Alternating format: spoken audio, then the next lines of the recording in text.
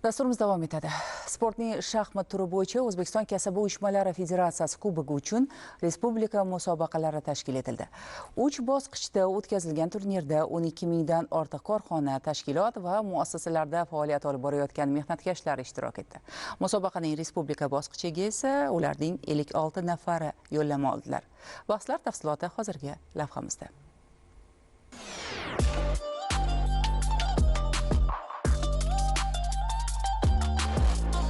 Hatto juda qobiliyatli insonlar uchun ham maqsadlarga erishishda birgina orzuning o'zi yetarli bo'lmaydi. Bunda imkoniyat, shart-sharoitlar, infratuzilma va qo'llab-quvvatlash juda muhim. Buni biz oxirgi yillarda Yangi O'zbekistonda jismoniy tarbiya va sportning jadal rivojlanayotgani misolida ham ko'rishimiz mumkin. Xususan, prezidentimiz tashabbuslari bilan bu borada amalga oshirilayotgan keng ko'lamli ishlar samarasi va natijasini sportchilarimizning jahon arenalarida erishayotgan yuksak marralari yaqqol ko'rsatib turibdi. Bularning barchasi davlatimiz rahbari tashabbuslari bilan sport sohasida, shu jumladan insonning aqliy qobiliyatini rivojlantiruvchi hamda intellektual salohiyatini oshiruvchi shaxmatning ommaviyligini ta'minlash, iqtidorli yoshlarni saralash va qobiliyatlarini rivojlantirish yo'nalishlarida amalga oshirilayotgan ishlar natijasidir. Mazkur jarayonda O'zbekiston kasaba uyushmalari federatsiyasi ham faol ishtirok etib kelmoqda. Xususan, federatsiyaning Mehnat va ijtimoiy munosabatlar akademiyasida shaxmat maktabi tashkil etildi. Mehnat jamoalarida shaxmat klublari faoliyati yo'lga qo'yilib, muntazam ravishda shaxmat musobaqalarini o'tkazish tizimi yo'lga qo'yildi. Shu bilan birga O'zbekiston Respublikasi Prezidentining 2023-yil 8-maydagi 2026-yil O'zbekistonda bo'lib o'tadigan 46-Butunjahon shaxmat olimpiadasiga kompleks tayyorgarlik ko'rish hamda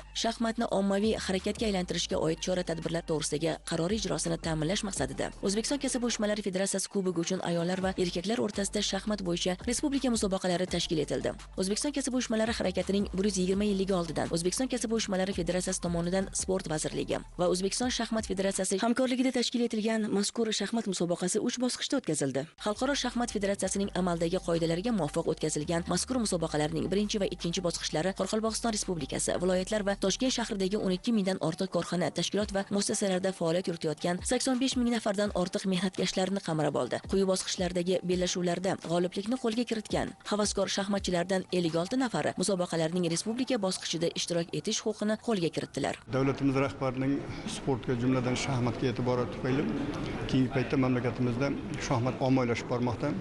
Bugun shaxmat stadionlari katta arenalarga ko'chdiki, bu mamlakatimizda bir katta to'lqinni yaratdi. Mana shuning bir natijasi o'laroq O'zbekiston kasaba uyushmalari mana shunday bir tadbir tashkil qilinishi juda ham bir katta voqelik bo'ldi. Bu mamlakatimizda shaxmat ommalashtirishda katta rol o'ynaydi, chunki kasaba uyushmalari juda ham ommaviy harakat, uning saflari juda ham keng. Hozir tashkilotchilar shu narsani o'ylab turgandiki, keyingi yillarda yangi bir formatga o'tish, ikkita guruhda o'tkazish. Birinchisi havaskorlar, ikkinchisi mana professional shaxmatchilar. Bizning shaxmat grossmeysterlarimizni, jahon shaxmat yulduzlarini chaqirib, ana shular ishtirokida o'tkazish. Xalq bizning shaxmat yulduzlarimizni, dunyoga dong etgan grossmeysterlarimizni ko'rsin va ular bilan bir safda o'tirib shaxmat o'ynasin. Musobaqalarning respublika bosqichi ishtirokchilari bo'lgan turli soha egalari kasaba uyushmalari tomonidan poytaxtimizda iliq kutib olindi. Zamonaviy qulayliklarga ega bo'lgan Chinobod Plaza sanatoriysiga joylashtirildi. Bu yerda ularning dam olib, musobaqalarga yuksak darajada tayyorgarlik ko'rishlari uchun barcha zarur shart-sharoitlar va qulayliklar yaratib berildi. Shaxmat doskasi ustidagi bahslarning final bosqichi bellashuvlari muhtasham maskanlardan biri bo'lgan O'zbekiston kasaba uyushmalari saroyida bo'lib o'tdi. Mazkur saroyda musobaqalarning yuqori saviyada o'tishi uchun tayyorgarlik ko'rilgani, professional darajadagi qulaylik va sharoitlar yaratilgani muhim o'yinlar oldidan havaskor shaxmatchilar kayfiyatini yanada ko'tardi. O'ziga xos kombinatsiyalarga boy bo'lgan har bir bahs yurtdoshlarimizning shaxmat sohasida katta salohiyatga ega ekanligini ko'rsatdi.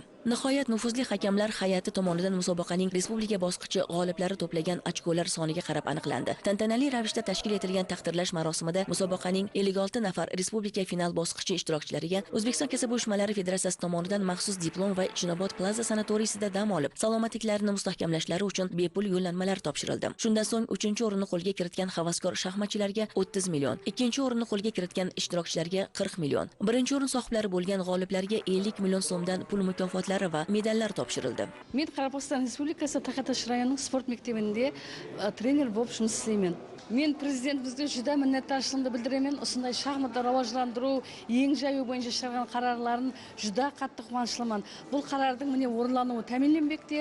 O'zbekiston Respublikasi kasblik alqoblari tarafidan meni 120 yilligina кәсіптік ауқымның кубогы қойылды міне тарихта бірінші мәрте. Бұл тарихи уақия. Профсоюз тарапынан жүда жоғары дәрежеде даярлық көрілген. Осы жарысқа біздер келген күнімізден бастап біздерді жүда жылы күтіп алды.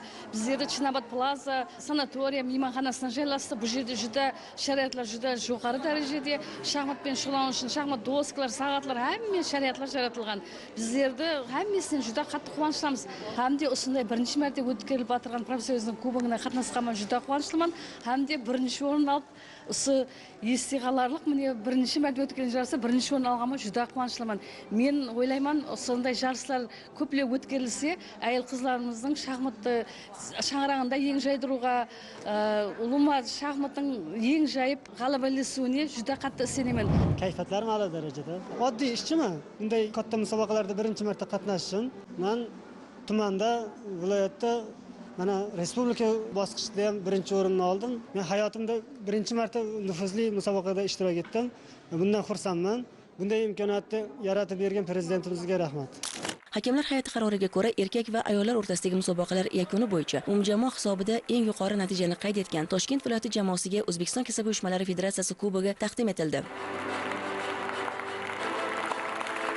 O'zbekiston Respublikasi kasaba uyushma federatsiyasi 120 yilligiga bag'ishlangan shaxmat bo'yicha musobaqada jamoa bo'lib birinchi o'rinni egalladik. Erkaklar orasida birinchi o'rinni ham qo'lga kiritdik. O'zim ikkinchi o'rinni oldim. Ayollar orasida 3-chi va 5-chi o'rinlarni qo'lga kiritib, umum jamoa hisob bo'yicha birinchi o'rinni egalladik Toshkent viloyati. Butun O'zbekiston ishchilar nomidan davlatimiz rahbariga mana shu sharoitlarni yaratib berayotgani uchun katta minnatdorchilik bildirib qolamiz. Kasaba uyushmalar federatsiyasi tomonidan shu shaxmat musobaqasi va undan boshqa sport turlari bo'yicha har doim musobaqalar o'tkazib boriladi. Kelajakda yana boshqa sport turlari bo'yicha musobaqada qatnashib yuqori o'rinlarda egallashga harakat qilamiz. Ushbu lahzalardagi ishtirokchilar quvonchi, g'alabaga bo'lgan intilishlari, eng muhimi, boy taassurotlar, yorqin va unutilmas daqiqalar bir umrga, ular xotirasiga muhrlandi desak mubolag'a bo'lmaydi.